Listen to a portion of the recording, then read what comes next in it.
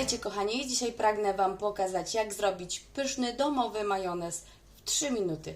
Zapraszam do oglądania. Wszystko, czego potrzebujemy do wykonania majonezu, już mam przygotowane. Jest to jajko, szczypta soli, sok z cytryny, musztarda i olej. Majonez będę wykonywać w takim małym blenderze, do którego wbijam jedno jajko. Dodaję szczyptę soli.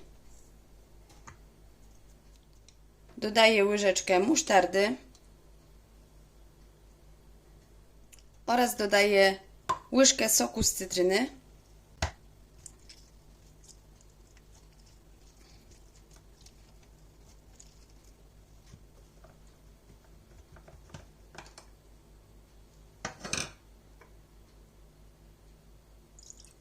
Oraz dodaję niewielką ilość oleju.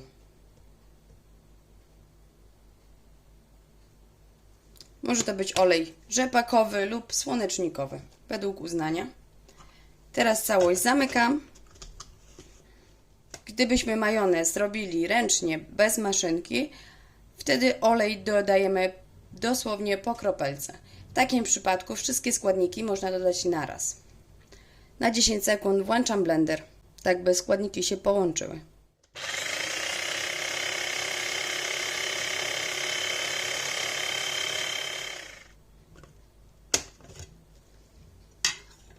Gdy emulsja już się połączyła, dodaję kolejną część oleju. I ponownie miksuję.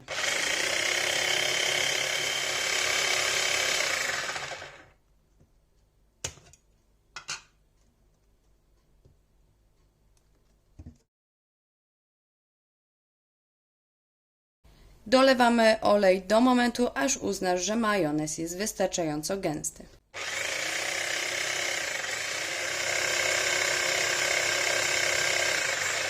No i słuchajcie, majonez gotowy.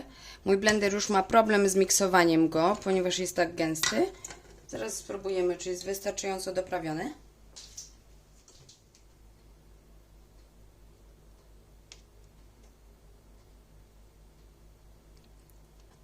Pycha.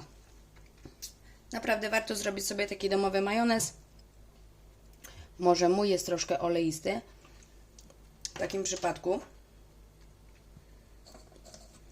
żeby zrównoważyć ten olej, dodam jeszcze troszkę soku z cytryny. I jeszcze raz przez chwileczkę wymiksuję.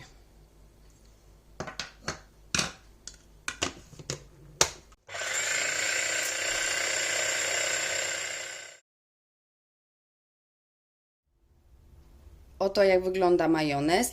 Jest już sztywny, ale pod wpływem temperatury w lodówce jeszcze zesztywnieje. Teraz majonez hop do słoiczka i przechowujemy taki majonez tydzień w lodówce.